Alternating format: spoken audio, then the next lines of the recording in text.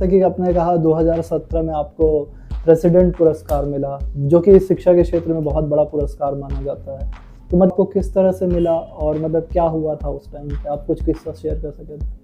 देखिए, ये शिक्षा के क्षेत्र का सर्वोच्च पुरस्कार है जी। और ये एक ऐसा प्रोत्साहन था जिसने रातों रात जमशेदपुर का सेलिब्रिटी बना दिया। बहुत सारे लोग जब काम करते हैं और जब उनको कोई पुरस्कार मिल जाता है तो लोगों के कामों में कमी आ जाती है। तो ऐसा आपके साथ कभी हुआ या किसी ने आपको इस तरह से क्रिटिसाइज किया हो, ऐसा कभी कुछ हुआ? आपकी कोई कविता जो आपको पसंद है? गुरु ज्ञान दे जाते हैं, आपको आपकी पहचान दे जाते हैं, कुछ कड़वे सबक सिखाते हैं ऐसा जी। कि जिंदगी के सही मायने बता जाते हैं। नमस्कार दोस्तों, मेरा नाम है देव और आप देख रहे हैं टेल्स 99। जैसा कि आपको मालूम है कि हर बार हम किसी न किसी नई कहानी के साथ आते हैं, किसी न किसी नए किस्से के साथ आते हैं। तो इस बार भी हम एक नए किस्से के साथ आए हैं। इस बार हम जिस इंसान के बारे में बात करने वाले हैं वो पिछले 23 सालों से सरकारी शिक्षक के रूप में काम कर रहे हैं और उन्होंने बालिका शिक्षा उत्थान के लिए बहुत ज़्यादा काम किया है, जिनकी वजह से उन्हें 2017 में प्रेसिडेंट पुरस्कार भी मिला, जो कि शिक्षा के क्षेत्र में बहुत बड़ा पुरस्कार है। तो आज स्वागत करते हैं डॉक्टर अनीता शर्मा जी का। नमस्कार मैम, कैसे हैं आप? नमस्ते, मैं बढ़िया। मैम, आप अपने बारे में कुछ बताइए। मैं पिछले 23 साल से सरकारी शिक्षिका के पद पर कार्यरत हूँ। जी जी। और सामान्य साधारण परिवार से निकलकर शिक्षा के क्षेत्र में आई। पहली मेरी पोस्टिंग मुसाबनी में हुई। जी जी। तो सच ये बताऊं कि मैं शिक्षिका के पद पर नहीं आना चाहती थी। बीएड मैंने कर रखा था। जी जी।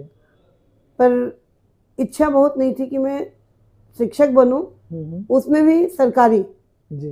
क्योंकि उन दिनों सरकारी विद्यालय की स्थिति काफ़ी खराब थी। जी।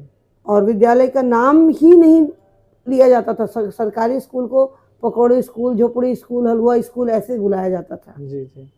खैर, सरकारी नौकरी थी, आई और पहली पोस्टिंग हुई मुसाबनी। तो जो नौकरी करने का भूत था वो मुसाबनी आने जाने में पहले उतर गया।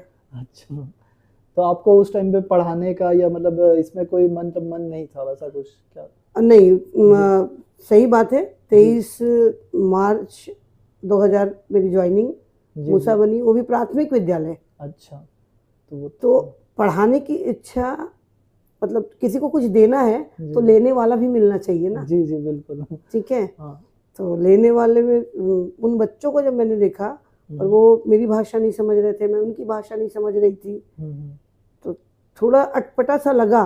जी जी। पर घर में लोगों ने समझाया कि देखो, सरकारी नौकरी है, ऐसे छोड़ने से, ऐसे भागने से नहीं होता, क्योंकि मेरा पूरा परिवार शिक्षक परिवार है। जी। ठीक है। तो फिर मैंने धीरे धीरे कोशिश की। जी। और वो कहते हैं ना कि मन लगाने से लग जाता है। ठीक है।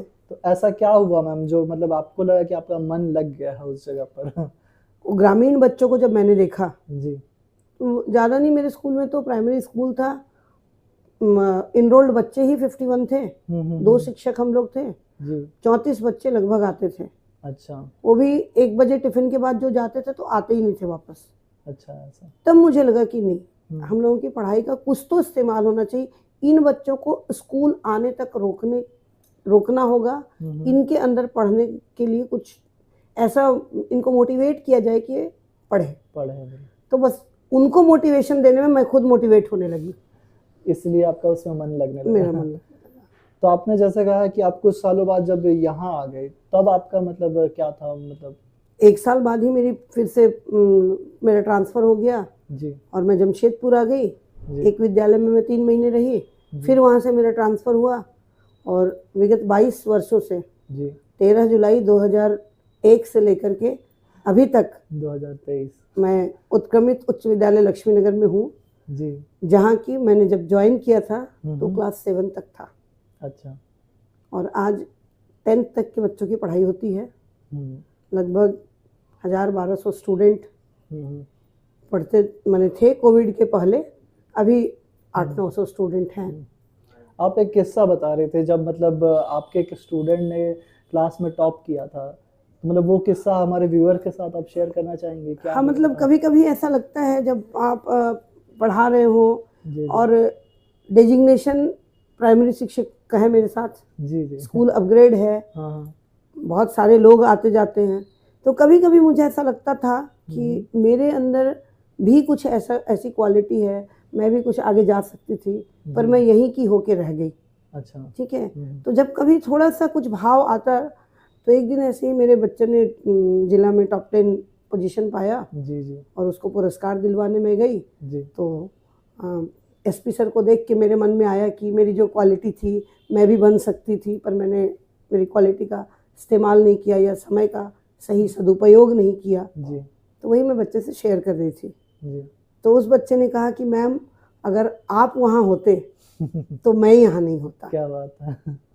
तो मुझे लगा कि नहीं, तो अब वो भी बात नहीं आती है मन में। तो आपने जो पाया मतलब आप उससे अब संतुष्ट है इस वजह से? मैं पूर्ण संतुष्ट हूँ जी। कहीं भी मुझे किसी चीज के लिए ये नहीं लगता है कि मैं कहाँ हूँ। जी जी। तो जैसा कि आपने कहा 2017 में आपको प्रेसिडेंट पुरस्कार मिला, जो कि शिक्षा के क्षेत्र में बहुत बड़ा पुरस्कार माना जाता है, तो मतलब को किस तरह से मिला और मतलब क्या हुआ था उस टाइम पे? आप कुछ किस्सा शेयर कर सके तो? देखिए, ये शिक्षा के क्षेत्र का सर्वोच्च पुरस्कार है जी, और ये जिला लेवल पर आपको आपके काम के लिए चुना जाता है। अच्छा, ठीक है। तो मेरा जो स्कूल लक्ष्मी नगर में है, जी जी, और जब मैं गई थी तो 4 कमरों का भवन था वो। अच्छा, ठीक है जी। कुछ सरकारी सहायता, कुछ विधायकों से लेकर कुछ इधर उधर, मतलब समाज के लोगों को मिलाकर, और वो थोड़ा सा इलाका ऐसा है जिसको आप कह सकते हैं कि झुग्गी झोपड़ी स्लम एरियाज वाले बच्चे, ऐसे, ठीक है, ऐसे भी बच्चे वहाँ आते हैं।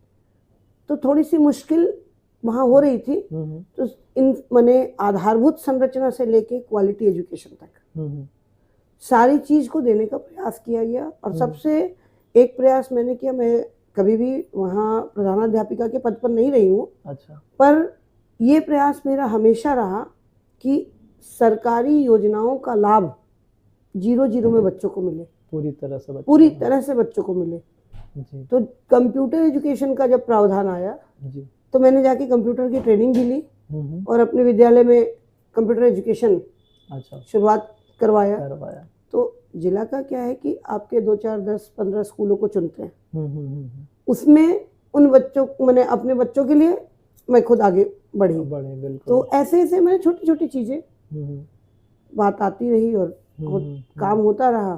तो क्वालिटी जब बच्चों की बढ़ी, बच्चे मेधा छात्रवृत्ति वगैरह में, एक मैंने हर साल मेरे स्कूल से 3-4 बच्चों को छात्रवृत्ति की परीक्षा में उत्तीर्ण होकर मिला, पैसा भी मिला उन लोगों को। तो ये सब चीज़ें सब सामने आई, तो मेरे कार्यों का ब्यौरा आगे भेजा गया। जिला से कोल्हान से रांची, और रांची से दिल्ली। तो ऐसा कहते हैं ना मैम कि बहुत सारे लोग जब काम करते हैं और जब उनको कोई पुरस्कार मिल जाता है तो लोगों के कामों में कमी आ जाती है। तो ऐसा आपके साथ कभी हुआ या किसी ने आपको इस तरह से क्रिटिसाइज किया हो, ऐसा कभी कुछ हुआ?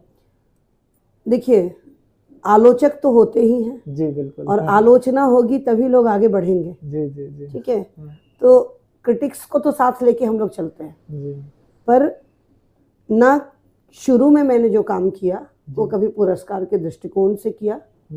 तो मैंने काम किया और काम लोगों को दिख गया तो लोगों ने मुझे दिल्ली तक पहुंचा दिया जी, बिल्कुल। ठीक है, या कहिए दूसरे शब्दों में कि मेरे काम ने मुझे दिल्ली तक पहुंचाया।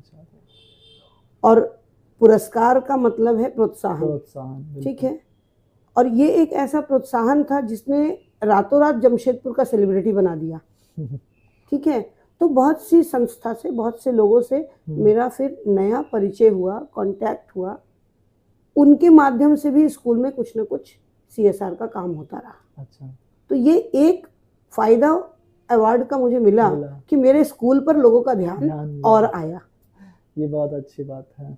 तो मैम आपका, जैसे कि आपने कहा कि आपको लिखने में काफ़ी रुचि है, आपकी एक किताब भी आई है, तो आप उसके बारे में कुछ बताना चाहेंगे? कहाँ से इंस्पिरेशन मिली, क्या हुआ था? हिंदी मेरा शौक है, जुनून है। मैं बचपन से डायरी लिखती थी जी। और डायरी के पन्ने ही कब पुस्तक के रूप में बदल गए।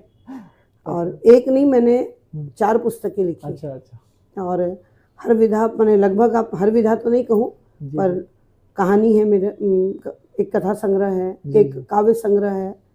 और मुझे बहुत पसंद है आलेख लिखना जी। तो 24 आलेख की एक पुस्तक है जो भी लेटेस्ट कोविड काल में आई। अच्छा। चिंता और चिंतन। काफी अच्छी बात है। वैसे मतलब आपकी कोई कविता जो आपको पसंद है, जो आप दर्शकों को तक पहुंचाना चाहेंगी, या कविता नहीं, बट मैं 2-4 पंक्तियां गुरु के लिए कहना चाहती हूँ जी। बिल्कुल। कि गुरु ज्ञान दे जाते हैं, आपको आपकी पहचान दे जाते हैं। कुछ कड़वे सबक सिखाते हैं ऐसा जी।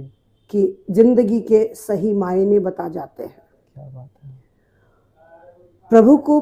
गुरु को प्रभु से कम न आकिए, क्योंकि ये मिट्टी में प्राण दे जाते हैं, मिट्टी में प्राण दे जाते हैं। बहुत सुंदर कविता मैम। मतलब काफ़ी इंस्पिरेशन मिली आपसे मुझे भी। मतलब बहुत सारी चीज़ें हैं ना, जैसे आपने किया, मतलब मैं देख रहा हूँ जहाँ पर मन नहीं होता वहाँ पर भी हम लोग अपना मन अगर एक बार लगा लेते हैं तो हो सकता है शायद हम कुछ ना कुछ अच्छा करें। बिल्कुल, हर आदमी के जीवन में जो वो चाहता है वही मिले, ये ज़रूरी नहीं है। बिल्कुल। पर जो मिला है वहाँ ईमानदार कोशिश होनी चाहिए। तो मेरे जॉब का, या मेरा हमेशा बच्चों को भी मैं एक ही सूत्र में कहती हूँ कि ईमानदार कोशिश करो, मेहनत करो। इसका और कोई सफलता का कोई शॉर्टकट नहीं है, सिर्फ मेहनत मेहनत मेहनत और ईमानदार कोशिश। और काफ़ी कुछ सीखने मिला, काफ़ी कुछ आपसे बातें जानने को मिली। और मतलब कुछ समय पहले मेरे साथ भी ऐसा ही हो रहा था कि मतलब मैं चीज़ों से हार जाता था, एक्सेप्ट नहीं कर पाता था, and that is my fault actually. लेकिन हाँ, कुछ समय के बाद वो बदलाव आया, मैंने चीज़ों से सीखा, लोगों से सीखा, और जैसे आपसे आज मिल रहा हूँ तो आपसे भी काफ़ी कुछ सीखा मैंने। तो बहुत शुक्रिया इस इंटरव्यू के लिए जो आपने हमारे लिए समय निकाला। इस आपको भी ढेर सारी शुभकामनाएं। शुक्रिया आपके इस काम के लिए। आप निरंतर प्रगति के पथ पर अग्रसर हो जी मैम। दोस्तों, आज आपने देखा कि डॉक्टर अनीता शर्मा, उन्होंने किस तरह से अपनी ज़िंदगी को जिया है, किस तरह से उन्होंने अपनी ज़िंदगी में बदलाव किया और किस तरह से लोगों को उन्होंने प्रेरित किया। मैं चाहता हूं कि आप भी इस तरह से प्रेरित होते रहें, आप भी दूसरों से, लोगों से सीखें, खुद से सीखें। आज नहीं तो कल आप भी उस मुकाम पर होंगे जिस मुकाम पर आज मैडम है। बहुत शुक्रिया दोस्तों। तो हमारे चैनल को सब्सक्राइब करें, शेयर करें और देखते रहें टेल्स 99।